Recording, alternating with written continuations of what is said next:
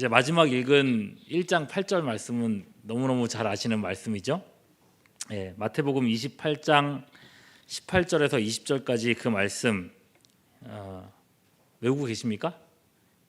웬만하면 다 외우고 계시겠죠, 그죠? 예수께서 나와 말씀하여 이르시되 하늘과 땅에 모든 권세를 내게 주셨으니 그러므로 너희는 가서 모든 족속으로 제자를 삼아 아버지와 아들과 성령이 그렇구나. 네. 너무 잘해오신다 했더니 띄어져 있었군요. 세례를 베풀고 내가 너희에게 분부한 모든 것을 가르쳐 지키게 하라. 볼지어다 내가 세상 끝날까지 너희와 항상 함께 있으리라. 자, 이 두 말씀은요, 그리스도인들에게 주신 지상 명령이라고 부릅니다. 지상 명령이라고 하면 예수님께서 주신 최고의 그리고 최대의 명령이라고 할 수 있겠습니다. 그런 의미에서 구원받은 백성들이 이 세상 살아가면서 1순위로 해야 할 일이 있다면 그건 뭐겠습니까? 영혼 구원입니다. 그죠? 예수님의 죽으심과 부활의 증인되는 것, 그리고 그 일을 통해서 사람들을 그리스도의 제자로 만드는 것입니다. 성도가 예수 믿는 사람이 이 땅에 살아가야 하는, 존재하는 최대의 목적이 사실상 이것이고, 교회가 이 땅에 있는 이유가, 최대의 이유가 뭐냐 물은다면 이것입니다. 예수님은 우리를 세상의 소금이라 하셨습니다. 소금은 세상에 그 어떤 것도 낼 수 없는 유일하고도 독특한 맛을 내는 조미료입니다. 그러니 주님은요, 교회에게 세상이 낼 수 없는 독특하고 유일한 맛을 내야 한다고 알려주고 계신 거예요. 그럼 여러분 생각해 보십시오. 교회만이 낼 수 있는 독특한 맛, 교회만이 할 수 있는 독특한 교회만의 사역은 무엇이겠습니까? 봉사활동이다. 어려운 이웃을 돕는 것이다. 교우들 간에 친교활동하는 것이다. 물론 다 필요한 일입니다. 근데 이것은 꼭 교회가 아니더라도 다른 데서도 다 할 수 있는 일들입니다. 교회만이 할 수 있는 독특하고 유일하며 최고의 사역은 뭘까요? 복음 사역입니다. 사람의 영혼을 구원하는 일입니다. 그러니 너희는 세상의 소금이다 라고 말씀하시면 우리는 당연하게 영혼 구원을 생각해야 된다는 겁니다. 오늘 말씀은 그 명령입니다. 너희는 내 증인이 되라. 그래서 내 증인이 되리라라는 제목으로 설교 말씀을 제목을 정했습니다. 그럼 다시 한번 이 8절 말씀을 주의 깊게 읽어보시죠. 단 제가 강조하는 부분을 중심으로 보시기를 바랍니다. 오직 성령이 너희에게 임하시면 너희가 권능을 받고 예루살렘과 온 유대와 사마리아와 땅끝까지 이르러 내 증인이 되리라. 자, 강조한 부분만 떼서 볼까요? 성령이 임하시면 내 증인이 되리라. 성령이 임하셔야만 증인이 될 수 있다고 말씀하십니다. 오늘 생각해 보려는 부분 바로 이 부분입니다. 이 말씀을 우리가 어떻게 이해해야 할까요? 여러분들이 개인적으로 이제 성경을 보면서 이 말씀을 만났어요? 큐티를 하셨어요? 이 말씀을 어떻게 적용하시겠습니까? 성령이 임하시면 증인이 된다 그랬어요? 성령이 임하셔야 증인이 되는 거구나. 나는 성령을 아직 체험을 못했구나. 전도는 성령을 받은 사람들이나 하는 일이겠구나. 만일에 여러분들이 이렇게 생각하셨다면 결론은 어떻게 내야 되겠습니까? 성령 충만 받을 때까지, 성령 경험할 때까지, 성령 체험할 때까지 뭐 하지 말아야겠다? 전도는 하지 말아야겠다. 일단 성령부터 체험하고 나서, 그리고 내가 정말 뜨겁게 경험하고 나서 전도해야겠다라고 생각하기가 쉽다는 겁니다. 실제로 그렇게 말하는 사람들 되게 많아요. 근데 여러분, 이게 옳을까요? 그럴까요?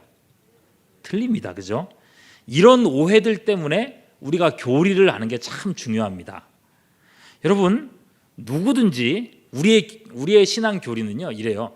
누구든지 예수님을 믿는 사람에게는 성령님이 이미 계실까요? 예, 그렇습니다. 내주에 계십니다. 고린도전서 12장 3절 말씀 같이 읽어볼까요? 시작. 그러므로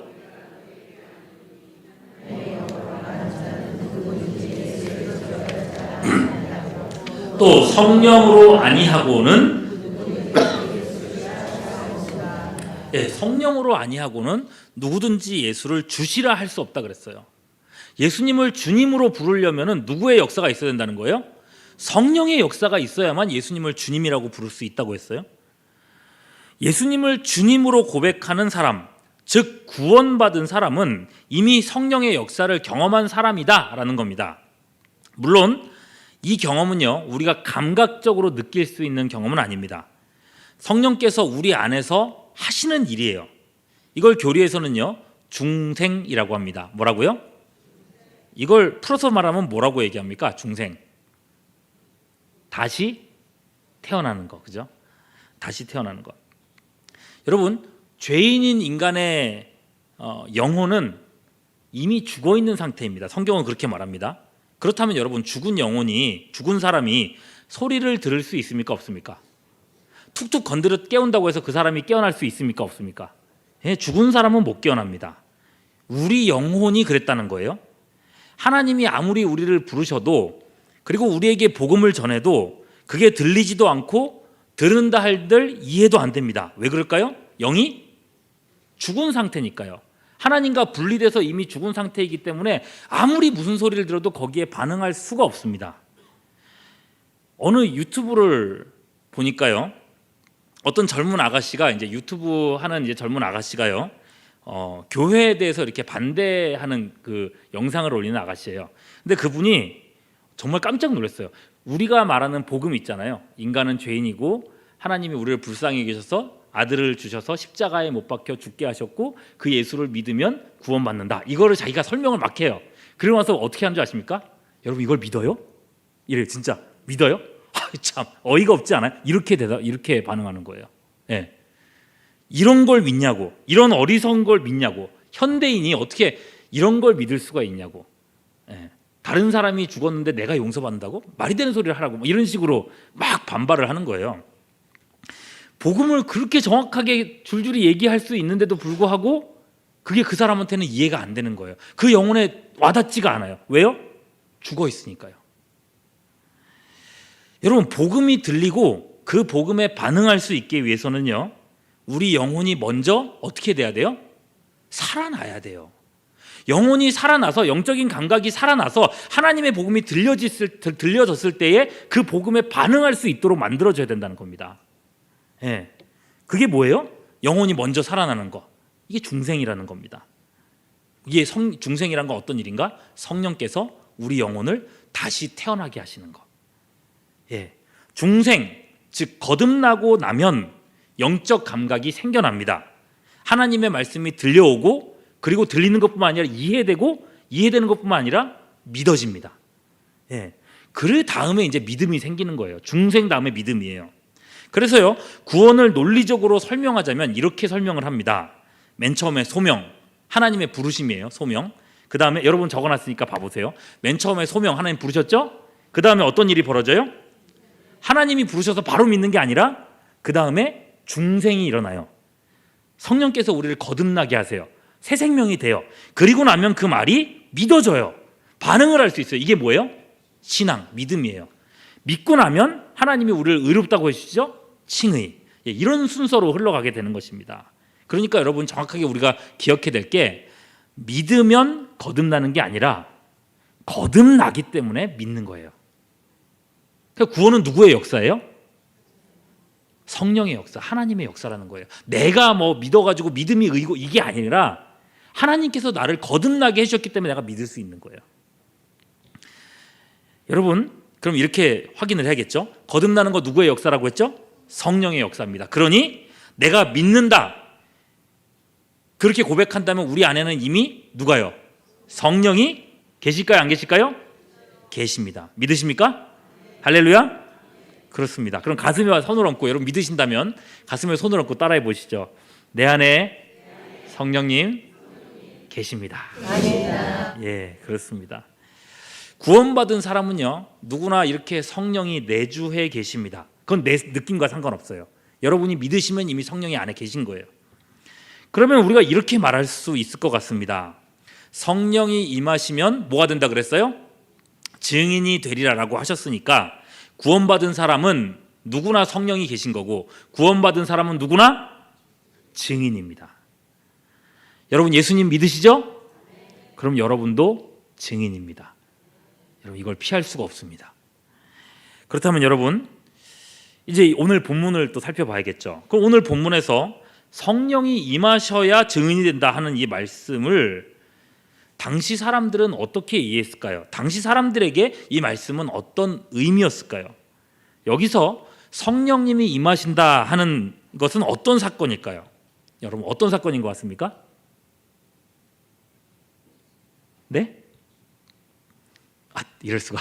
제가 설명을 좀, 성령이 임하신다 이 본문 말씀 안에서 성령이 임하시면 너희가 증인이 된다 이랬는데, 이 사건은, 이 성령이 임하신다는 것은 어떤 의미로 이 시대 사람들한테 말씀하신 걸까요? 예, 모르시니까 알려드리겠습니다. 오순절 성령 강림 사건입니다. 그건 아시죠? 네, 오순절 성령 강림. 4절 말씀 보시면요, 예루살렘을 떠나지 말고 내게 들은 바 아버지께서 약속하신 것을 어떻게 하라고요? 기다리라. 성령이 올 때까지, 오순절날까지 기다리라 하셨거든요. 자, 그 성령 강림을 기다리라고 하신 겁니다. 즉 이 말씀 자체는요, 이 말씀, 이 본문 자체는 우리에게 주시는 게 아니라, 직접적으로 우리에게 주시는 게 아니라 당시 그 자리에 오순절 성령을 받아야 되는 그 제자들에게 주시는 말씀이라는 겁니다. 그들은 성령을 기다려야 할 필요가 있었습니다. 예. 사도행전에서 성령 강림에는 대단히 중요한 의미가 있습니다. 성령 강림은요, 우리가 어떤 능력을 받는 행위가 아닙니다. 요새 이제 슈퍼히어로 영화가 많이 나오지 않습니까? 무슨 슈퍼히어로가 초자력 에너지를, 번개를 빡 맞으면 에너지가 쫙 충전이 돼가지고 힘을 막 쓰다가 어느 날 에너지가 쭉 떨어지고 나면 다시 에너지를 충전받아야 되는 그런 게 아니라는 거예요. 성령 강림은요, 하나님의 구원이 시작되었다고 하는 일종의 선언입니다. 그래서 오순절 제자들에게 성령이 임하고 이들의 모습을 신기하게 구경하고 있던 사람들에게 베드로가 이렇게 설명합니다. 성경 말씀 잘 보세요. 이제부터. 자, 사도행전 2장 16절 이후에 베드로가 설교해요. 성령 강림을 받고 사람들이 막 방언을 하는 걸 보고 사람들이 신기해하니까 베드로가 그 사람들한테 이렇게 설명을 합니다. 여러분, 이것은 구약에서 예언된 성령의 역사랍니다 라고 말하고는 17절에 뭐라 그랬어요? 구약에서 뭐라고 예언했다 그랬습니까? 하나님이 말씀하시기를 말세에 내가 내 영을 모든 육체에게 부어줄 것이다 라고 말했습니다. 그리고 이 성령 강림의 목적이 뭐냐면, 여러분이 보는 건 바로 그 현상이고, 이 성령 강림의 목적이 뭐냐면 21절이에요. 누구든지 주의 이름을 부르는 자는 구원을 받을 것이라는 표라는 겁니다. 네. 즉 너희가 성령이 임하는 이 역사를 보면 이제 주님의 이름을 부르는 자들마다 구원받는 시대가 온 줄 알라는 거예요. 자, 너희가 보는 바와 같이 이제 성령이 임하셨다는 거죠. 그러므로 이 베드로의 설교 전체의 결론은 어떻게 돼야 되겠습니까? 너희가 성령 임한 것을 보았으니, 2장 40절 같이 봅니다. 시작. 너희가 이 패역한 세대에서 구원받으라는 겁니다. 너희도 성령 충만 받으라 이게 아니라요, 구원을 받으라는 거예요. 어떤 말인지 아시겠죠? 네, 따라오셔야 되는데. 네. 그러니까 여러분, 오순절 성령 강림 사건은요, 반복되지 않는다는 겁니다. 선언적인 사건이기 때문에 그때 있었던 유일한 사건이라는 거예요. 자, 그렇게 말하면요, 성경을 주의 깊게 읽어오신 분들은 한 가지 질문을 하셔야 됩니다. 뭐냐면요, 목사님, 제가 사도행전을 좀 읽어봤는데요, 이 본문 말고도 사도행전 안에 보니까 성령을 눈에 보이게 받는 사람들이 더 있던데요. 그럼 그건 어떻게 봐야 됩니까? 그렇다면 오늘날에도 성령 강림이 있다고 얘기해야 되는 거 아닙니까? 라는 질문을 하시면 굉장히 성경을 열심히 보신 겁니다.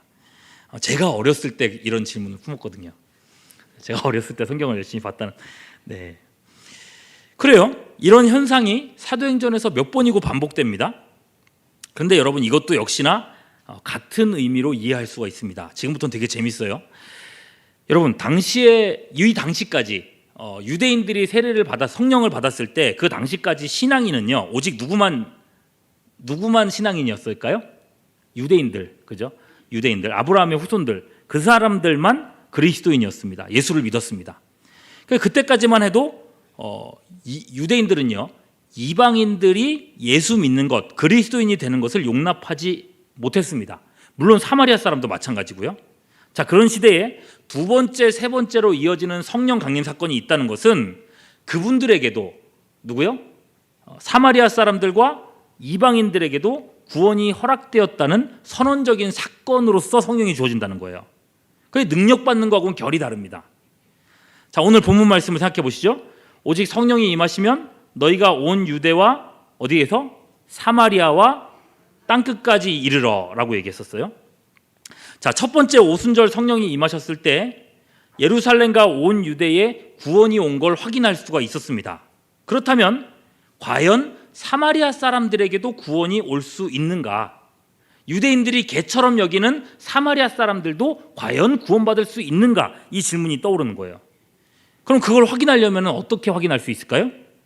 사마리아 사람에게도 뭐가 임하면요? 성령이 임하면 그 사람들도 하나님이 구원하시기로 택하셨구나 라고 인정할 수 있게 되겠죠. 그 일이 일어나는 거예요. 사도행전 8장 말씀 보세요. 사도행전 8장 14절.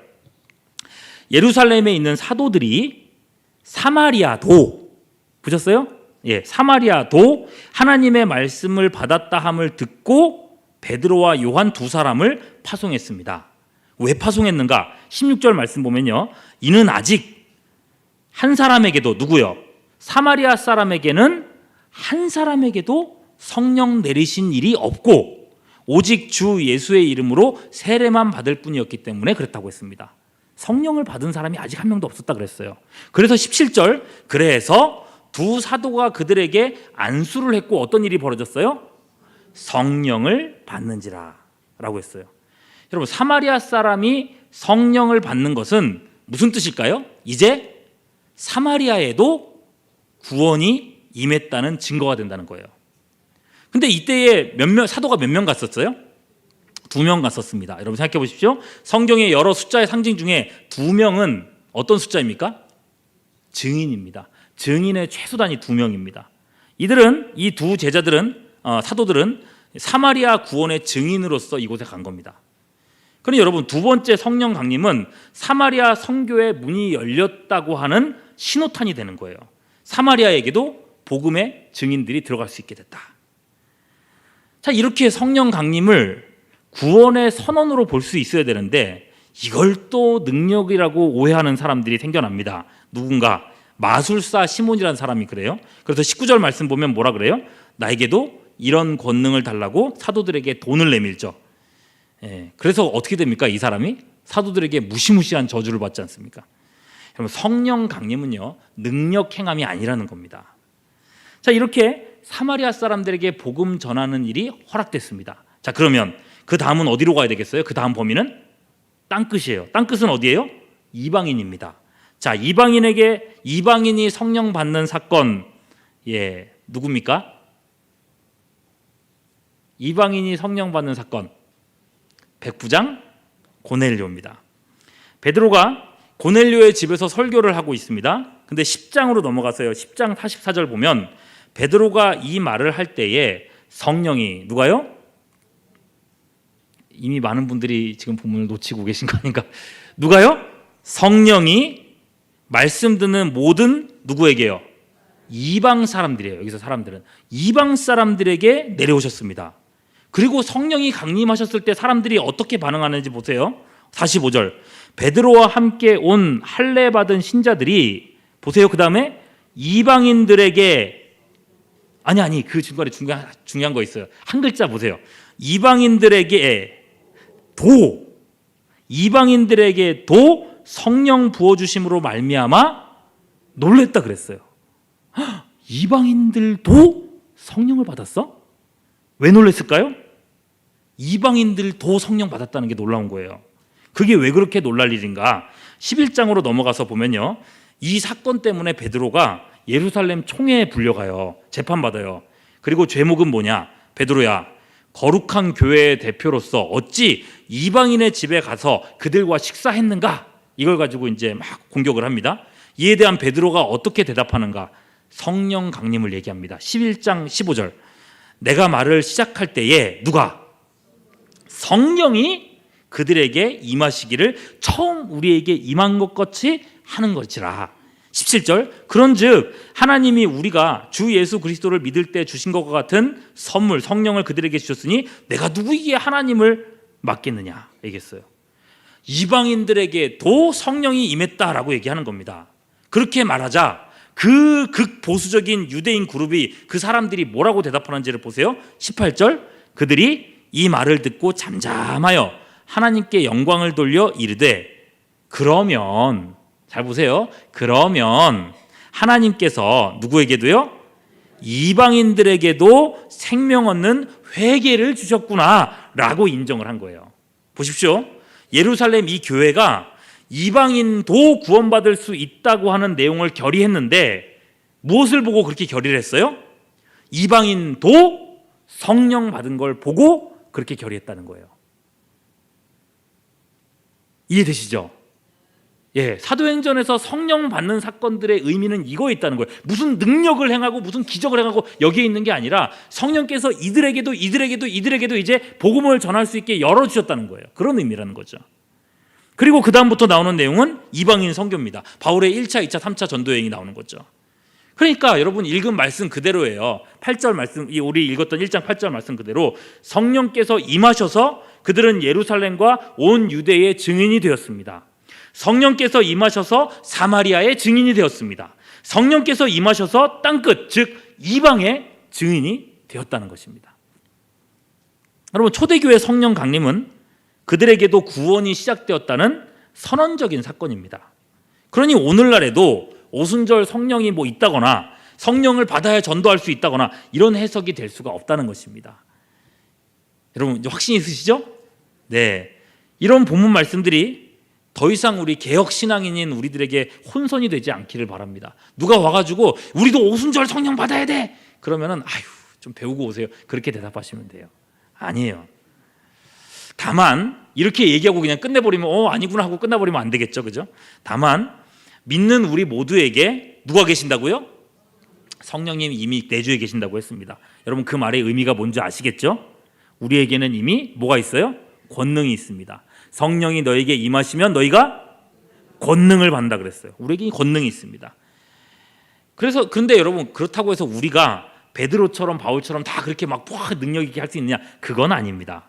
여러분 초대교회도요. 바울은 몇 명이었어요? 초대교회도 바울 같은 사람 몇 명이었을까요? 바울밖에 없었습니다. 다른 사람 없었어요. 바울은 한 명이었습니다. 그죠? 베드로도 한 명이었습니다.